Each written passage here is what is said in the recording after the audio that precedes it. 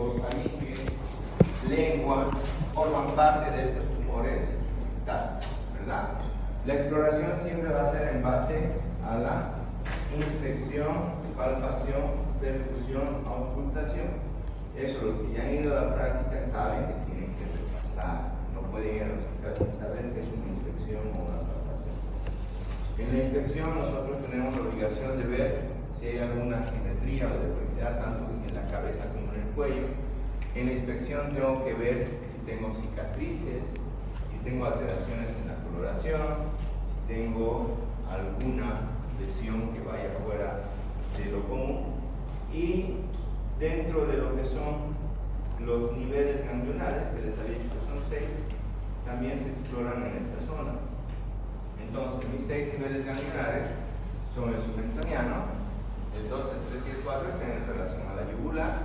Tengo un yugular superficial o superior, yugular medio, yugular bajo, que sería yugular alto, el nivel 2, yugular medio, el nivel 3, yugular bajo, el nivel 4.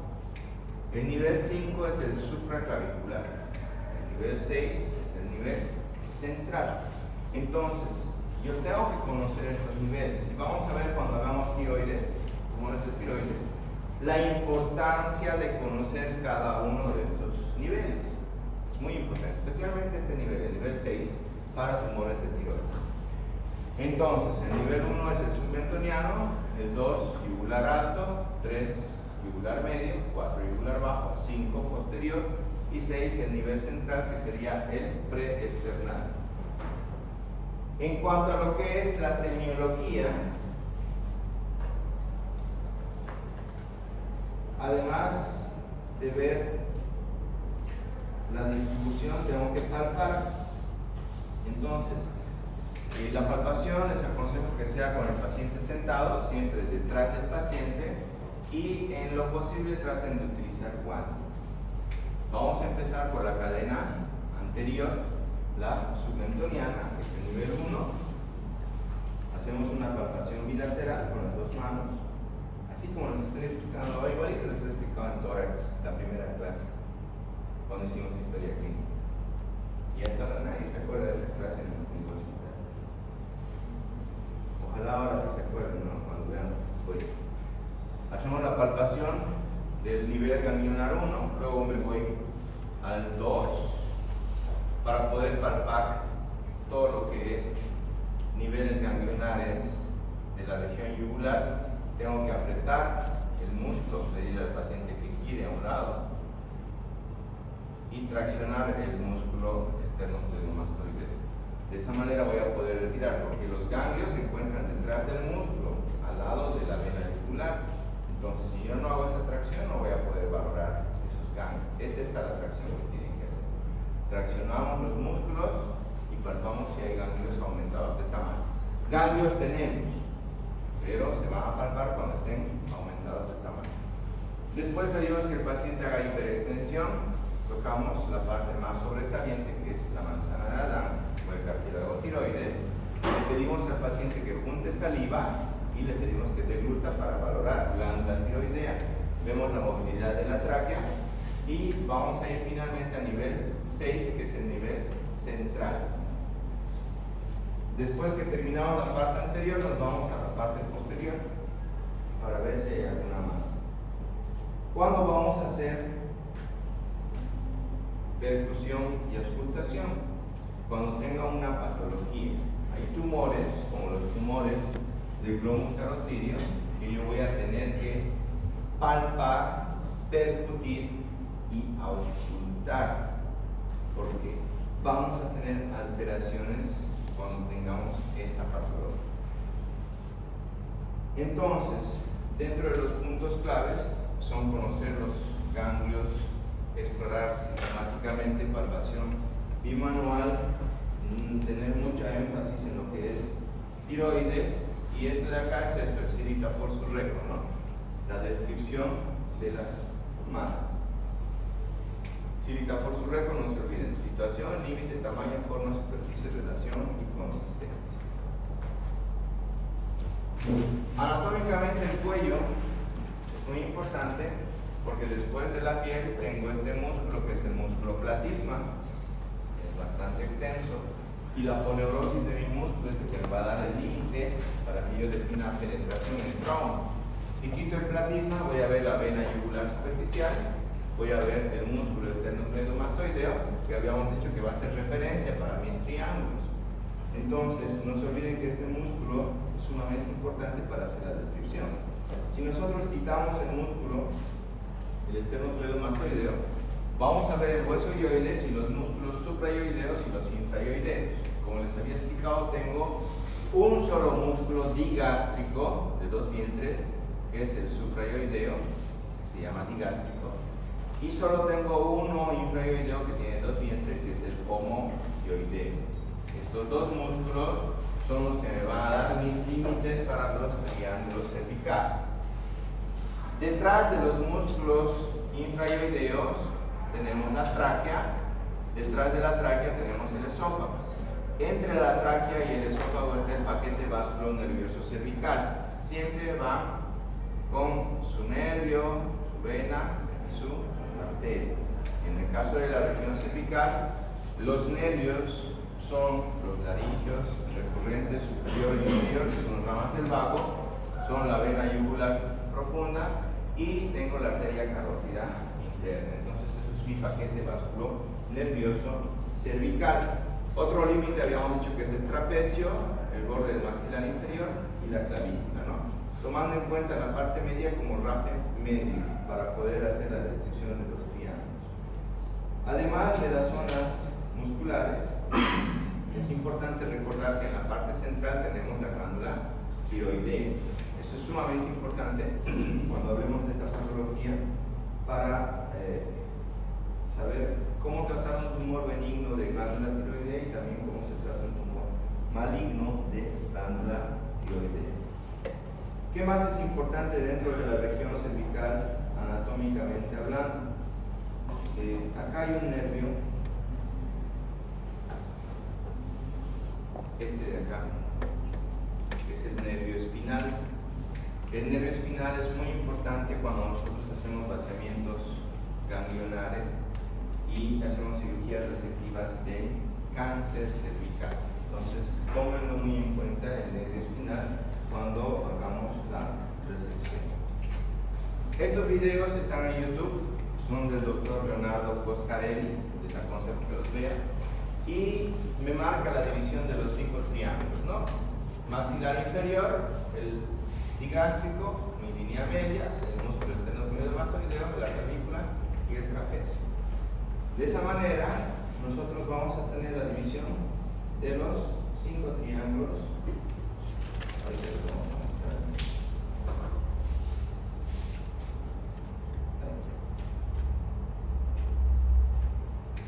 Que van a estar formados el submentoniano por el maxilar inferior, la línea media y el vientre anterior del digástrico.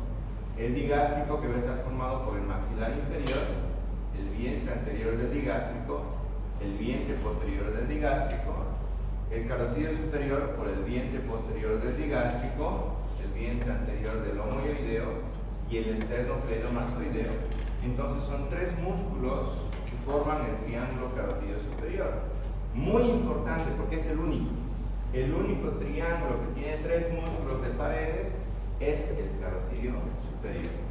El carotidio inferior, la línea media, el homoyoideo y el esternocleidomastoideo, y el triángulo posterior que está formado por la clavícula, el esternocleidomastoideo y el trapecio. ¿Se entiende esto? ¿De los triángulos? ¿Sí? Es la segunda vez que repasamos. Ya lo hemos hecho acá en la pizarra y ahora acá. Son 5 triángulos: submentoniano, digástrico, carotidio superior, inferior y el posterior. ¿Por qué son tan importantes estas divisiones? En cada zona, como habíamos visto, vamos a tener los niveles ganglionares. Entonces, si hablamos, por ejemplo, de de submentoniano y digástrico, tenemos el nivel 1 de los ganglios cervicales. Si hablo de triángulo carotidio superior, voy a tener el nivel 2 y el nivel 3. Si hablo de carotidio inferior, voy a tener el nivel 6 y el nivel 4. Si hablo de triángulo posterior, pues tengo el nivel 5 como probabilidad de tener masas dependientes de los ganglios. Si el ganglio aumenta de tamaño, ¿cómo se llama? Linfadenopatía o adenopatía, ¿no? Entonces, las adenopatías también pueden ser causales de masas cervicales. Les repito, estos videos están en YouTube, los pueden ver en el momento que ustedes quieran. La masa cervical en general la vamos a explorar. ¿Por qué razón? Por la gran cantidad de malignidad que tiene. Casi el 90% de los tumores cervicales son malignos. ¿Y cómo voy a detectar una malignidad? ¿Cómo hacemos la detección del cáncer? Muy bien. Para hablar de cáncer siempre voy a hacerle la biopsia. ¿Verdad? Entonces, la biopsia acá generalmente puede ser una biopsia por punción, que puede ser con aguja gruesa o aguja fina. Cuando es con aguja fina se llama PAP, punción, aspiración con aguja fina. Generalmente este es un examen citológico. La punción con aguja gruesa se llama punción core o core biopsia, que también la conocemos como punción con trucut. El trucut es ideal para tomar muestras pequeñas. Si yo tengo masas más grandes, le voy a hacer una biopsia incisional o excisional al paciente. Este es mi tumor. Si de este tumor yo le saco un pedacito, eso se llama una biopsia incisional. Si yo agarro el tumor y saco todo el tumor y lo mando a patología, eso se llama biopsia excisional, porque estoy sacando todo el tumor. No confundan que si le hago biopsia significa que no le saco el tumor, le estoy sacando el tumor. Por eso tengo que especificar si es incisional, si es excisional o es por punción. Es muy importante para hacer el diagnóstico de historia clínica, porque generalmente estos pacientes, las masas cervicales crecen tardíamente. No se va a presentar en una semana, en 2 semanas. Son meses que pasan para que se manifieste el tumor y el paciente va a bajar de peso. Generalmente al examen físico vamos a tener los hallazgos que habíamos mencionado en cuanto a cirita por su recto. Y dentro de los exámenes complementarios podemos hacer ecografías, tomografías, resonancias de la región cervical, pero lo fundamental es hacer la triple endoscopía. La triple endoscopía es esto de acá, que consiste en hacer una laringoscopía, que por ese medio yo voy a ver cavidad oral, voy a ver laringe, que es lo que me interesa. Puedo hacer una esofagoscopía, que es una endoscopía digestiva alta, y puedo hacer una broncoscopía para ver si hay alguna lesión traqueal.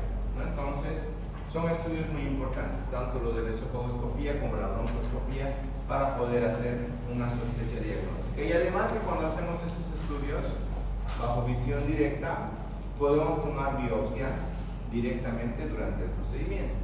Entonces es muy importante.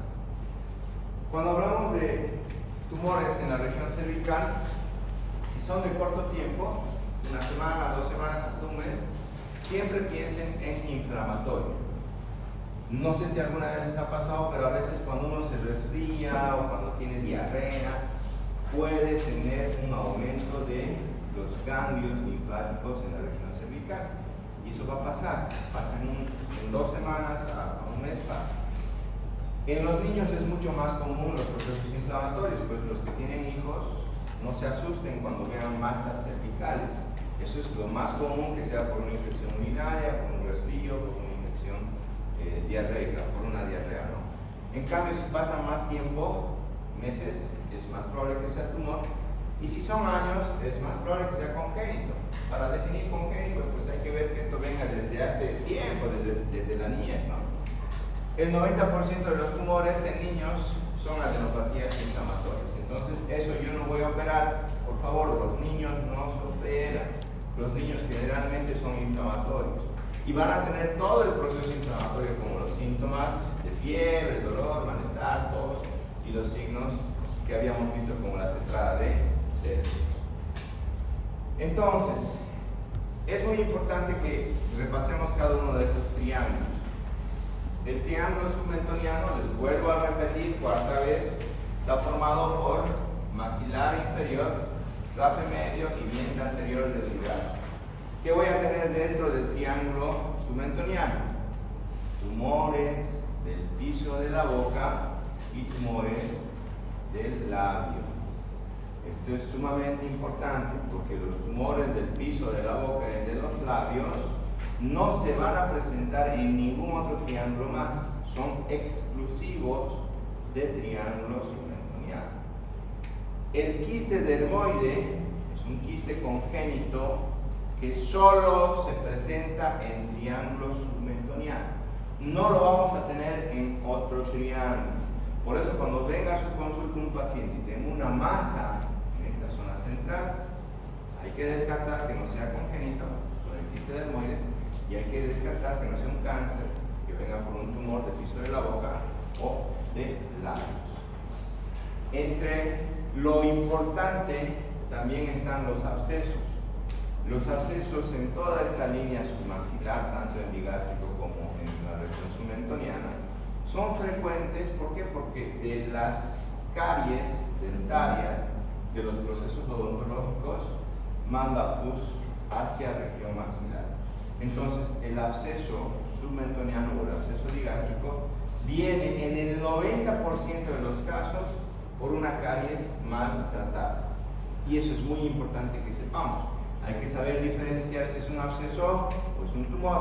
Y eso lo vamos a hacer con la clínica. El absceso va a tener fiebre, va a tener dolor, va a tener eritema. El tumor no. Entonces, podemos diferenciar de esa forma. Entre el tumor y el quiste, la palpación, la consistencia va a dar la diferencia. Entonces, es muy importante aquí. Entonces, es claro, no hay como hasta los de kinder pueden diagnosticar un absceso. No vamos a ver rubor, tumor, dolor, en algunos casos va a estar saliendo secreción por ahí. No es difícil hacer diagnóstico de abscesos. En caso de tumores, recuerden siempre maxilar inferior, rafe medio, vientre anterior del digástrico. Aquí está mi triángulo submentoniano. Este es un tumor que viene de piso de la boca. Es un tumor de piso de la boca, se presentan así. Si el eritema se extiende a lo largo del cuello, como en este caso, no está localizado, está por toda esta zona, asústense, preocúpense, porque esta es una angina de Ludwig. La angina de Ludwig viene de procesos sépticos de la cavidad oral, generalmente de las amígdalas, y pueden desencadenar este tipo de reacción inflamatoria en toda la región cervical. Angina de Ludwig entonces también se puede presentar en triángulo submentoniano. Lo que habíamos mencionado, los quistes, ¿cómo se llaman estos quistes congénitos? ¿Cómo? ¿Cómo? ¿Cómo? Si ahorita les acabo de mostrar, ahorita no es epidermoide, dermoide, quiste dermoide. Fíjense siempre ese detalle, pacientes jóvenes, 9 años, 10 años, 13 años, son personas jóvenes. Y les van a decir, desde que soy niña tengo esa masa ahí. Listo, ya está el diagnóstico. Para operar un quiste dermoide siempre se hace por piso de la boca, se hace una pequeña incisión en piso de la boca y se extrae el quiste. Nuestro segundo triángulo es el digástrico. Miren, es muy diferente lo que pueden encontrar en digástrico a lo que pueden encontrar en submentoniano. Lo único que se repite es el absceso. Puedo tener abscesos digástricos también.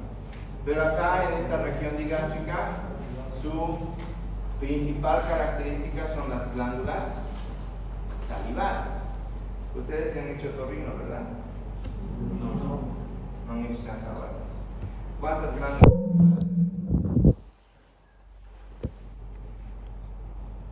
¿Cómo se divide?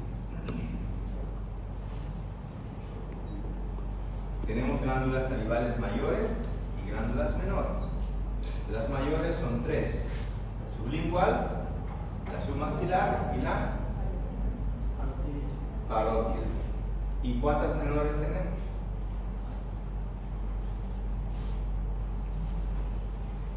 ¿Cuántas?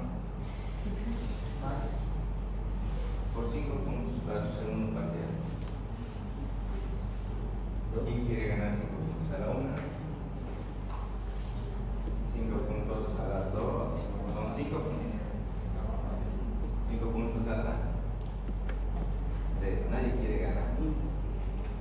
Entonces ya están bien preparados para su segundo parcial. Son 200, más de 200 glándulas salivales menores que están distribuidas dentro de la cavidad oral, en paladar, en carrillos, en toda esta zona, ¿no? Entonces, si yo voy a tener una masa en triángulo digástrico, primero descartar absceso. Segundo, descartar patología de glándula salival. ¿Qué tipo de patología puedo tener? La glándula salival se puede inflamar. ¿Cómo se llama cuando se inflama? Itis, ¿verdad? El prefijo o el sufijo es itis. Entonces, si tengo una inflamación de glándula salival, va a ser una cialodicitis. Las cialodicitis pueden dar masa. Ahora, no se llama cialodicitis cuando es de parótida. De parótida es parotiditis. Las parotiditis también me dan una masa en este triángulo. Entonces, es importante saber aquello. Si tengo cálculos que obstruyen el conducto, porque todas las glándulas tienen sus conductos de Warthin y conductos de Stensen para glándulas maxilar y para parótida. Si se obstruyen estos con cálculos, se llama cialolitiasis. La cialolitiasis también me puede dar masa a nivel gástrico. Estas masas salivales también pueden convertirse en cáncer y en tumor. Entonces puedo tener tumor benigno de parótida y tumor maligno de parótida, como también puedo tener tumor benigno y maligno de glándula submaxilar, porque la sublingual está debajo de la lengua. Acá solo tengo dos glándulas salivales, submaxilar y la parótida. Entonces, tumores de glándulas salivales también me pueden dar masa a nivel del triángulo digástrico. Otros tumores vienen de los tumores TATS, como son tumores del trígono retromolar. Entonces, tengo tumor de piso de la boca y labios, que es TATS también, que va a submentoniano, y TATS del trígono retromolar, que va a digástrico. Y finalmente, ganglios, ¿no? Vamos a tener adenopatías por diseminación linfática de tumores de cara y de pabellón auricular. Estos pueden darme masas a ese nivel. Lo que les decía, este es el triángulo digástrico, se los presenta. Aquí está, borde, maxilar inferior, vientre anterior del digástrico, vientre posterior. Este es un absceso, ¿verdad? Acá tenemos una parotiditis, que también es consecuencia de una inflamación de la parótida. A estas masas de región digástrica hay que tener mucho cuidado de lo siguiente. Por acá pasa un nervio, que es el nervio facial, y si las masas son muy grandes, pueden comprimir el nervio y dar una parálisis facial. Eso es más común en tumores malignos de parótida, por eso hay que tener mucho cuidado. En tumores de parótida, entonces, de glándulas salivales, el adenoma pleomorfo es el más frecuente. Estamos hablando de benigno. Si ustedes hablan de tumores de parótida, 80% son de parótida. En general, de las glándulas salivales, 80% son de parótida. 80% son benignos y 80% son adenoma pleomorfo. En segundo lugar está el tumor de Warthin, que es el conducto de la glándula submaxilar. Lo más importante es recordar que si el tumor es maligno, esta glándula tiene un lóbulo superficial y uno profundo.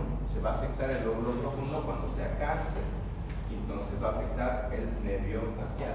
Voy a tener una parálisis acompañada. Pero no solo la parálisis me va a definir el compromiso, sino la evolución prolongada, la parálisis facial periférica, la masa dura de más de 2 centímetros y fija, me va a dar sospechas de malignidad por un tumor de párpado.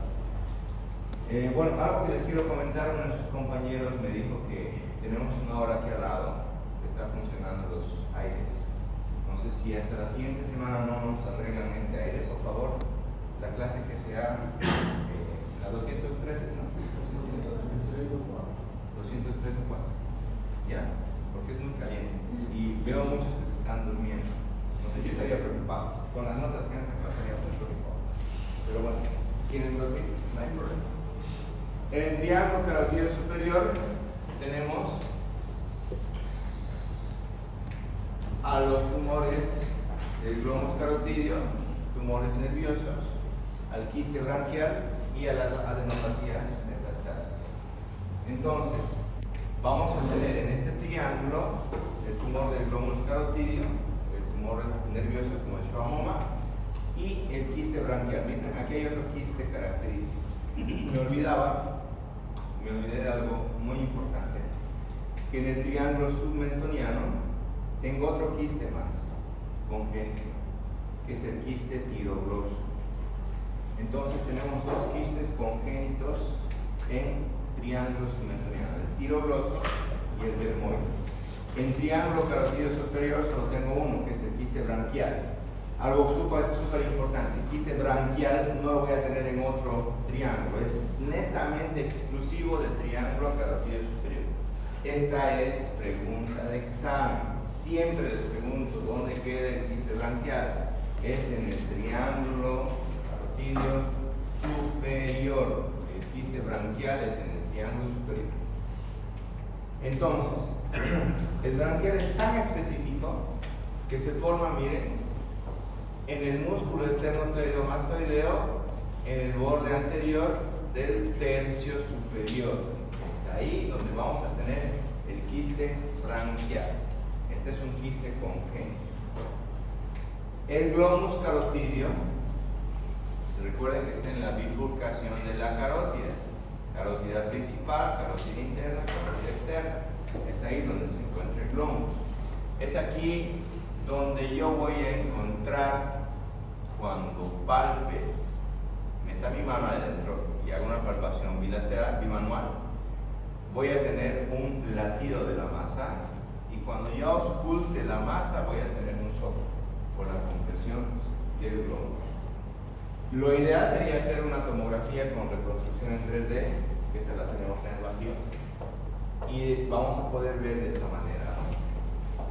Esta es la razón por la que les aconsejo que ustedes, cuando salgan de médicos generales, no se animen a operar masas cervicales, porque muchas veces nosotros pensamos que es lipoma, es grasa, y van a ver ustedes que eso no es lo más frecuente. Imagínense que estén queriendo sacar un glomus carotídeo, que tengan la carótida acá y la perforen, no va a vivir su paciente, se va a morir, 5 minutos se muere su paciente. Entonces tengan muchísimo cuidado. Entonces, ni siquiera es para el cirujano, es para el cirujano vascular, para poder resecar un glomus carotídeo por la relación que tiene con las carótidas, ¿no? Es muy delicada esta cirugía. Dentro de lo que es triángulo carotídeo inferior, vamos a tener una o dos clases para hablar netamente del carotídeo inferior, porque aquí está la tiroides. Entonces, de tiroides tenemos que hablar tanto de los tumores benignos, de los tumores malignos, de las tiroiditis, que me pueden producir masas a este nivel. También tengo adenopatías que son del nivel 6, del nivel central, y podemos tener tumores como el schwannoma en esta zona. Entonces, yo no voy a tener, obvio, lógico, ¿no?, tumor de tiroides en carotídeo superior o en submentoniano. El tumor de tiroides es netamente de carotídeo inferior. Este es el famoso glomus, este es el famoso quiste tirogloso. El quiste tirogloso se presenta delante del hueso hioides, un poquito por encima, y generalmente cuando se saca el quiste tenemos que sacar parte del hueso hioides, no lo podemos dejar así.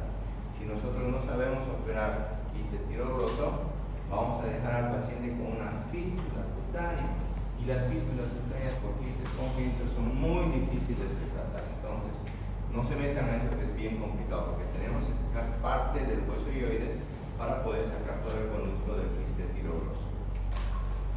Finalmente, estamos con el triángulo posterior. Del triángulo posterior no hay muchas lesiones. Tenemos generalmente